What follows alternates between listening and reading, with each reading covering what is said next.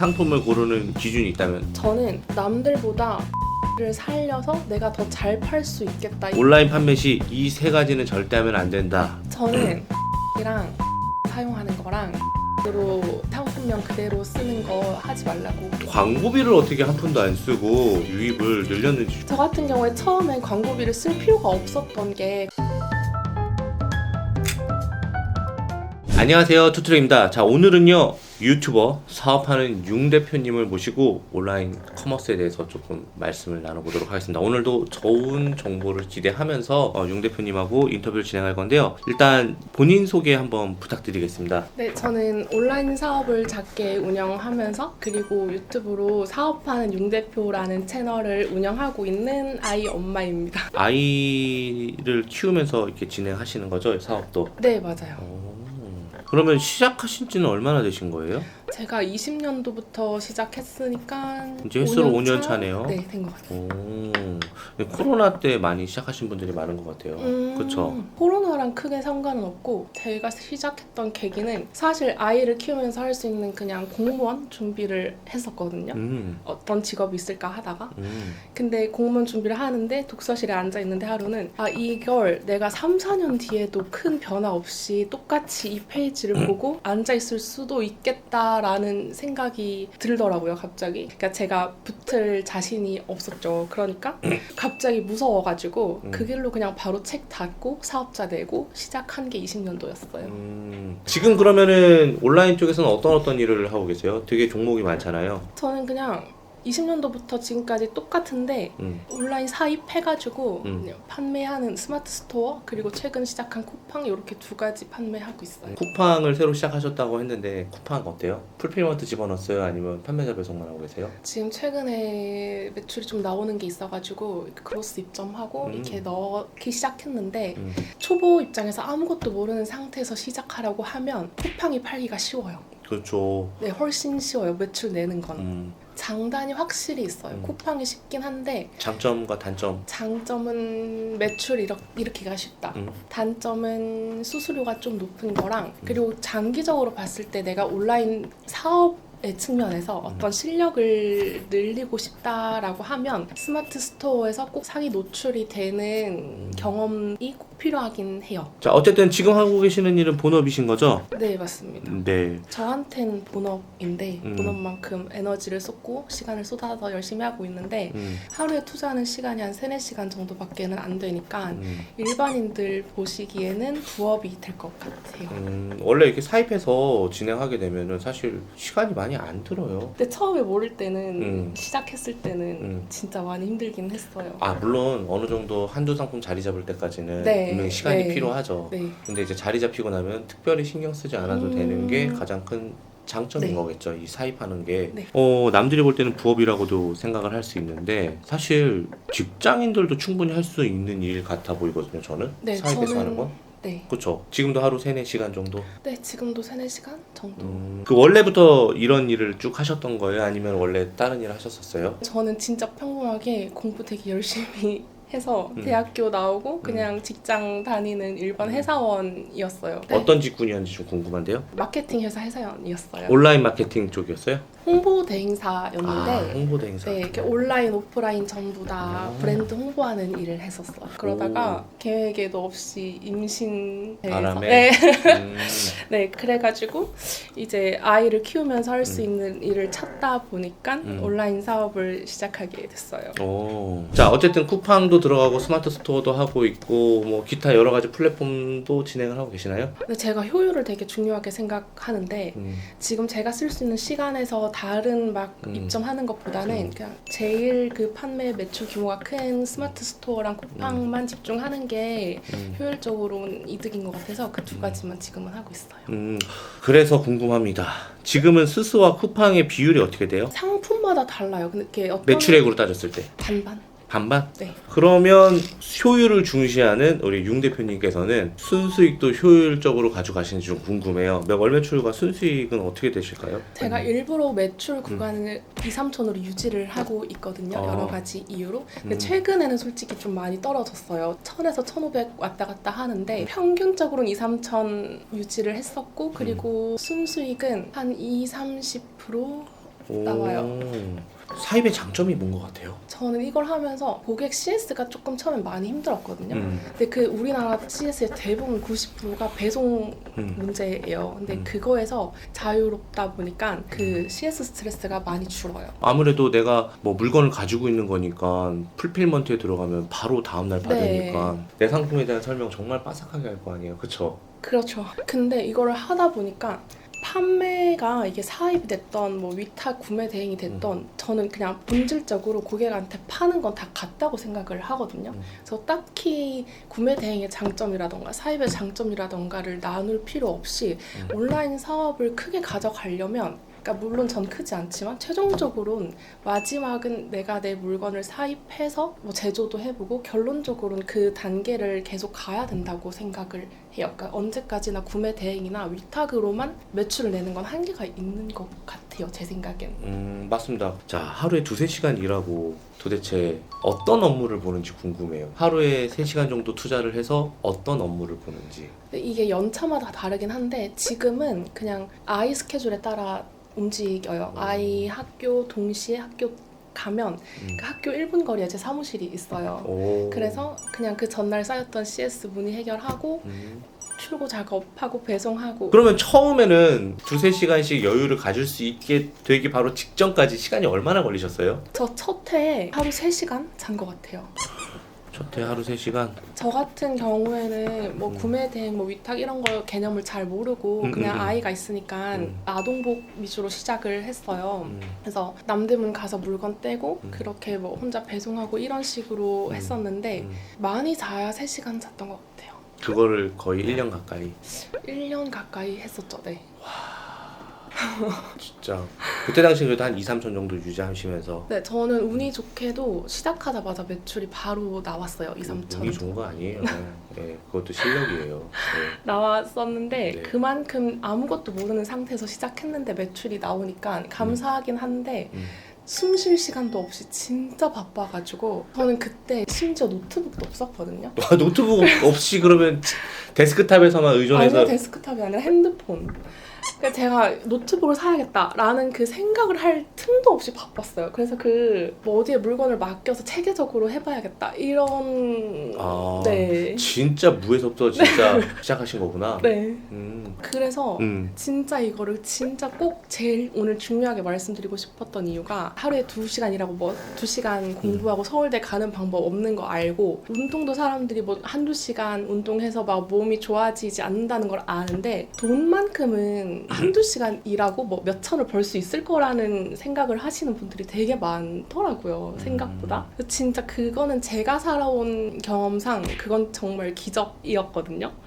적어도 저는. 그래서 그런 방법은 없다는 걸 꼭 아셨으면 좋겠어요. 우리 융 대표님께서는 초기 자본을 얼마 정도 가지고 시작을 했을지 궁금해요. 저 자본이라고 하는 단어가 되게 거창한데 저 진짜 10만 원도 안 가지고 시작했어요. 근데 그게 가능해요? 10만 원도 안 갖고 시작하는 게? 제가 옷 팔았는데 옷을 파는데도 마네킹도 없었고 아까 말씀드린 것처럼 노트북 컴퓨터도 없어서 핸드폰으로 했거든요. 와. 그래서 진짜 스토어에 올렸던 그 옷 한 벌 요거 구매 비용만 들었던 것 같아요. 그러면은 상품 상세 페이지도 스마트폰으로 올리신 거네요? 네, 저 그걸로 제작해서? 그때 한 5-6년 차 됐었던 액정 나간 되게 오래된 갤럭시 핸드폰 쓰던 걸로 했었어요.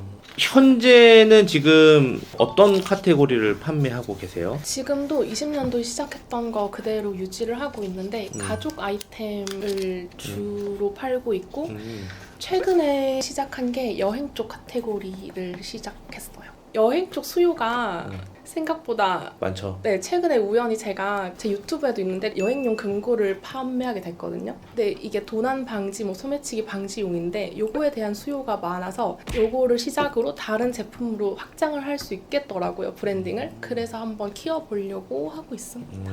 그러면 일반적으로 융 대표님은 상품을 고르는 기준이 있다면 지금은 내가 가족 관련된 아이템하고 여행 관련 아이템을 하겠지만 내가 자본금이 좀 주어져서 추가적으로 소싱을 더 할 수 있다고 한다면 그거는 어떤 어떤 식으로 어떻게 발굴해서 하실지. 저는 남들보다 다른 포인트를 살려서 내가 더 잘 팔 수 있겠다. 이게 무조건 제일 먼저 찾는 점이에요. 그래서 어떤 시장이 얼마나 포화됐던 이게 이 사람보다는 내가 잘 팔겠다. 그러니까 가장 높은 매출을 내고 있는 이 판매자보다는 내가 잘 팔 수 있는 포인트가 있다 싶으면 한 번 더 열심히 서치를 해보는 편이에요. 예를 들어 신발 같은 경우엔 사람들이 그냥 애들 운동화 뭐 이런 거 사진 이렇게 예쁘게 찍어가지고 올려놓고 팔아요. 근데 저 같은 경우에는 썸네일이랑 GIF를 해가지고 엄마들이 시장에 애기 신발 사러 가면 제일 먼저 하는 행동이 들어보는 거랑 이렇게 구부려 보는 거 딱 두 가지거든요.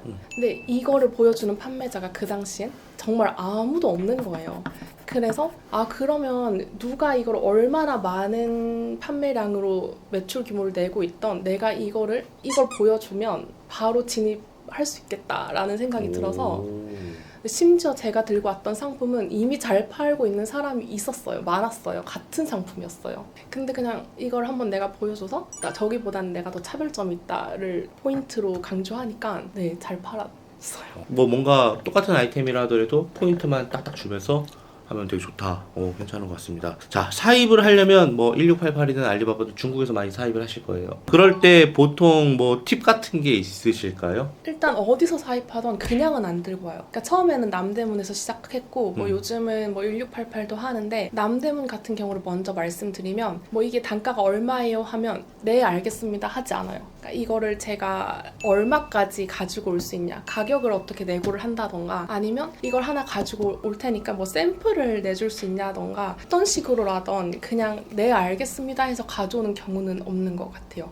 1688을 예를 들어도 저는 무조건 그 알리왕왕으로 판매자랑 소통을 해요. 그래서 최대한 가격 조정을 한번 해보던가 아니면 배대지에서 해야 되는 것들을 먼저 해서 가지고 온다던가 어떻게든 비용을 아껴보려고 노력을 하는 것 같아요. 판매자들 같은 경우는 사실 거래량이 좀 많이 있는 사람이 아닌 경우에는 처음 접근하는 사람들한테는 조금 인색하잖아요. 맞아요. 그리고 깎아달라고 하는데 오픈된 가격인데 무작정 깎아달라고 하는데 깎아주는 것도 아니고. 맞아요. 그래서 지금 이제 말씀하신 게 그런 것 같아요. 그냥 무작정 거기 적혀있는 가격대로 사는 것보다는 한 번은 그래도 소통을 좀 해가면서 좀 해가고 네. 하면은 좋지 않을까라는 네. 그런 말씀이신 거죠. 보통 근데 그런 것도 있잖아요. 이건 진짜 되게 많은 분들이 궁금해할 것 같은데 1688에 보면은 동일한 상품을 파는 업체가 되게 많잖아요. 네. 거기서 뭐 예를 들어서 어떤 건 20위안이고 어떤 건 30위안이고 어떤 건 25위안이고 어떤 건 갑자기 15위안이고 막 이런 거 있으면은 무조건 싼 게 좋은 건가요? 아니면은 좀 그래도 30위안으로 팔고 있는 그 상품이 더 좋은 건가요? 많은 분들이 1688이다 하면 뭐 이게 중국이라서 되게 어렵다라고 생각을 하는데 우리가 물건 고르는 기준이랑 그냥 똑같이 보시면 돼요. 그냥 물건만 보지 말고 그 판매자 사이트 들어가서 어느 정도 거래량이 있고 어떤 걸 주력으로 파는지 이걸 만드는 공장인지 아니면 중간에 떼다 파는 무역상인지 이걸 다 확인할 수 있거든요. 짧은 시간 안에 클릭 몇 번으로. 이거는 무조건 꼭 확인하시고 적당한 가격대를 찾으셔서 구매를 하시는 걸 추천드립니다. 어쨌든 사입을 하게 되면은 1688에 있는 상품 상세 페이지 그대로 갖고 와서 하긴 좀 어려울 경우가 덜어 있잖아요. 그럼 초보자분들이 좀 상품 상세 페이지를 이제 접근할 때 뭐 썸네일이든 이런 것들은 어떤 식으로 하면 좋을까요? 이거 진짜 많은 분들이 착각하는 게 예쁘게 디자인 업체에 맡겨가지고 막 되게 화려해 보이면 잘 팔릴 거라 생각을 하세요. 그래서 막 무조건 처음부터 광고에 돈 엄청 쓰시고 상세 페이지 디자인에 돈을 많이 쓰시는데 제 경험으로 말씀드리면 진짜 디자인 예쁜 게 중요한 게 아니에요. 디자인은 플러스 알파일 뿐 이거를 왜 이 사람이 사야 되는지를 명확하게 포인트를 잡아줘야 돼요. 근데 저는 그래서 처음에 시작했을 땐 저희 집 장판이 막 다 나오고 누가 봐도 집이었거든요. 그래서 장판에 식탁 위에서 촬영한 적도 많아요. 근데도 판매 매출액에는 큰 스튜디오 예쁘게 촬영한 거랑 차이가 없었어요. 그래서 그거에 디자인의 부담은 좀 내려놓으셔도 될 것 같아요. 처음에 시작하시는 분들이 사입하는데도 돈이 들어가고 이후에 또 마케팅 비용도 들어갈 수 있는 부분도 있을 텐데 또 뭔가 자본금을 또 할애해갖고 하는 것보다는 한 번쯤 찍어보고 소구점을 자기가 잘 잡아서 네. 하면은 좋을 것 같다는 생각이 듭니다. 어찌됐건 간에 본인이 4PL, 3PL을 이용하지 않고 물건을 직접 눈으로 보고 또 핫배송이든 이런 걸 결합해서 배송을 하고 있어요. 그렇다 보면 확실히 제품의 상태에 대한 CS는 많이 없을 것 같다는 생각이 드는데 주로 어떤 종류의 CS가 제일 많나요? 저는 이 일을 시작하고 아 사람이 이런 사람까지 있구나 라는 걸 태어나서 처음 겪고 느껴보는데 인류애를 CS를 통해 다 상실을 했거든요. 휴머니즘 잃어버렸습니다. 첫 해는 진짜 힘들었어요. 네. 뭐 예를 들면 제가 꼼꼼히 다 검수해서 나간 상품 같은 경우도 무료로 반품을 해주는데도 불구하고 그 배송비를 내기 싫어서 일부러 망가뜨려서 보내는 사람도 진짜 많고 네 근데 이 정도만 돼도 뭐 큰 스트레스는 없어요. 근데 다양한 사람들이 있는데 저는 그래서 제 정신 건강을 지키고자 반품이나 교환 같은 경우에는 큰 스트레스 안 받고 웬만하면 다 해주는 편이에요. 자, 그 대표님의 그 유튜브를 보면은 온라인 판매 시 이 세 가지는 절대 하면 안 된다라고 하셨는데 그게 뭐예요? 저는 약간 대표님이랑 의견 차이가 살짝 있을 수 있는데 닭등이랑 거래처 사진 사용하는 거랑 그 예전 로직으로 변경 없는 상품명 그대로 쓰는 거 하지 말라고 해요. 저도 반대해요. 그건 반대인데 네. 그 저는 닭등을 처음 초보이신 분들이 이걸 한번 뭐 시스템을 체험해 보고자 하는 시작에서는 뭐 모르겠는데 몇 년 차 계속 됐는데 끝도 없이 닭등만 하면 성공한다라고 말하는 저도 분들이 동의해요. 있어요. 네, 근데 저는 그건 진짜 아닌 것 같아서. 근데 이게 그럴 수가 있어요. 뭐냐면 우리는 실력도 키우고 싶고 그래서 언젠가는 이런 목표를 이루고 싶을 수가 있는 건데 그 닭등이라고 하는 거는 나는 지금 당장 돈이 필요하고 빠르게 수입을 얻고 싶고 그냥 닭등이라는 것 자체를 시스템화 시켜서 돈을 벌고 싶은 사람. 그러면은 의견은 다를 수 있어요. 하지만 저도 그 융 대표님처럼 성장하는 사람, 성장하는 사업 어떻게 보면 회사도 하나의 유기체잖아요. 저도 약간 그런 주의자예요. 근데 제가 그 대표님의 관점은 생각을 못 해봤거든요. 되게 어리석게도. 아니에요.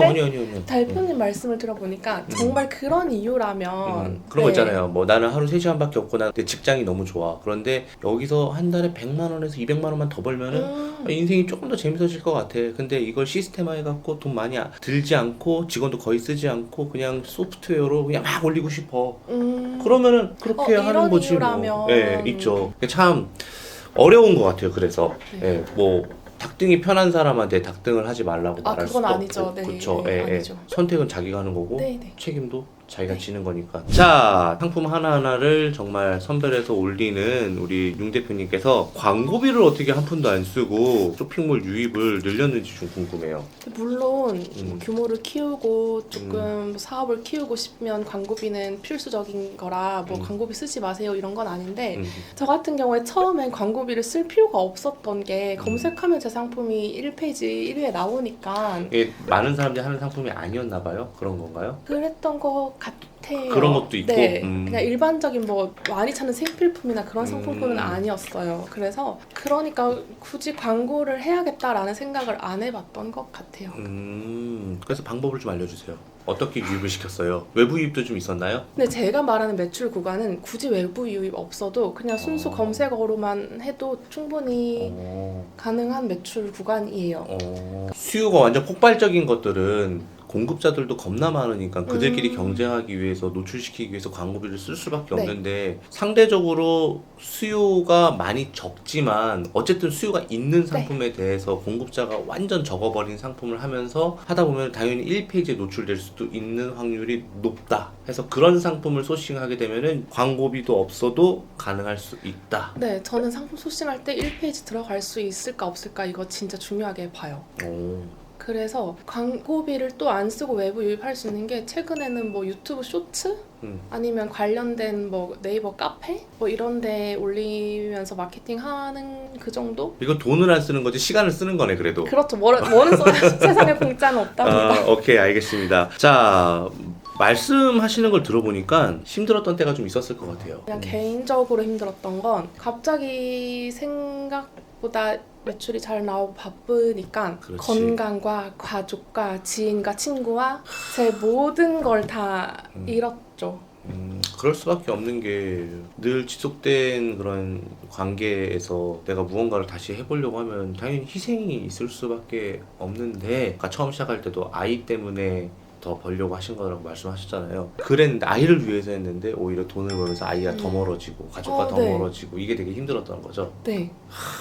근데 이거를 많은 분들이 모르세요. 그러니까 매출이 무조건 높으면 돈을 많이 벌겠지 좋겠지라고 생각을 하는데 제가 처음에 매출 구간을 여기로 일부러 유지한다고 말씀드린 이유가 이게 무조건 돈이 많이 벌면 좋은 게 아니라 그만큼 돈이 많이 벌수록 내가 가진 다른 부분의 영역은 뒤처지거든요. 같은 속도로 삶이 나아가야 되는데 그러면 어느 순간 아이를 위해 시작했던 일인데도 불구하고 이 아이가 나에게 짐처럼 느껴지는 순간도 와요. 그러니까 그쵸. 내가 최악이다 그때는 맞죠? 그쵸. 네. 그러니까 나는 할 일을 해야 되는데 아이가 놀아줘야 되고 뭐 학원 뭐 해줘야 되고 하면 이거 빨리 할 일을 해야 된다는 목표만 있으니까 이 아이가 어느 순간 힘들게 느껴지는 거예요. 그러니까 이거를 잠시 돌아볼 시간도 없이 저는 막 달렸었는데 이게 번아웃이 크게 오더라고요. 그러다 보니까 아무것도 할 수가 없는 상태로까지 왔어요. 정신 상태가. 그래서 21년에 올려놓은 상품 가지고 계속 운영을 했었거든요. 근데 그게 최근에 들어 매출에 영향을 조금 미치는데 그렇게 힘들었던 시기를 겪고 최근엔 되게 다시 잘 극복해서 행복하게 돈을 벌고 있습니다. 이게 사업도 워라밸이 필요해요. 맞아요. 사업도 워라밸이 필요하고 때로는 본인이 쉬기 위한 시간도 충분히 필요한 것 같아요. 근데 이게 균형 있게 나아가는 게 진짜 어려운데 저는 최근에 그거를 심하게 힘들면서 깨달아서 그래서 지금은 즐겁지만 이거를 보시는 분들이 계시면 막 빨리 돈 벌고 빨리 성공해야지 이런 생각보다는 그냥 천천히 내 인생의 속도를 맞춰가면서 그냥 길게 보셨으면 좋겠어요. 맞아. 어차피 다 두고 가. 갈 땐 다 두고 간다고. 그리고 1등이 될 필요 없어요. 맞아요. 네. 그렇기 때문에 자신의 인생도 좀 돌보면서 또 자기가 하고 싶은 일, 즐거워하는 일 같이 했으면 좋겠어요. 네. 그렇죠? 자, 그래서 융 대표님은 지금 삶에 만족하시나요? 저는 오히려 매출이 내려가고 이거 본격 매출 하향 장려 무슨 컨텐츠인데. 아닙니다 여러분. 돈은 천천히 길게 버시라는 이야기였고 그냥 오히려 매출이 내려가고 무조건 이건 성공할 거야 라고 했던 분야에서 성공을 못 해보기도 하고 이건 안 될 것 같은 분야인데도 성공을 해본 매출이 나온 경험도 있고 여러 가지 시도를 많이 하게 됐어요. 그러니까 시간도 많아지고 뭔가 마음의 여유도 많이 생기고 아이가 너무 사랑스럽고 다 삶을 제대로 봐지기 시작하더라고요. 네, 최근엔 행복합니다. 네.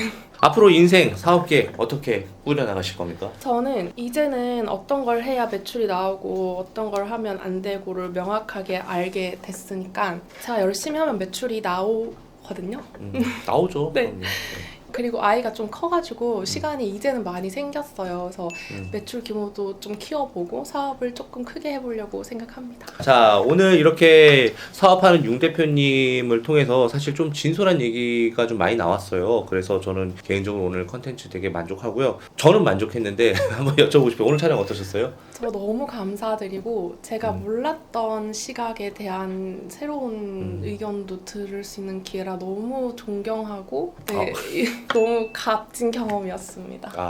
아닙니다. 저는 그렇게 생각해요. 이제 막 시작했든 뭐 시작한 지 오래됐든 누가 선배고 후배고 이걸 떠나서 같은 일을 하는 사람의 동종업계 동업자잖아요. 그래서 동업자 정신을 가지고 또 잘 되길 응원하는 바람에서 이렇게 또 컨텐츠를 또 찍은 것 같다는 생각 때문에 되게 좋아요, 기분이. 감사합니다. 네. 자, 오늘 컨텐츠는 여기서 모두 마치고요. 오늘 사업하는 융 대표님이 더 궁금하신 분들은 사업하는 융 대표님 유튜브 채널에 가셔서 영상이 많더라고요. 보시면은 또 융 대표님 생각과 그리고 사업 방향에 대해서도 공부하실 수 있을 거라고 생각합니다. 오늘 촬영을 여기서 모두 마치도록 하겠습니다. 지금까지 모두가 부자 되는 그날까지 사업하는 융 대표 투트랙이었습니다. 감사합니다.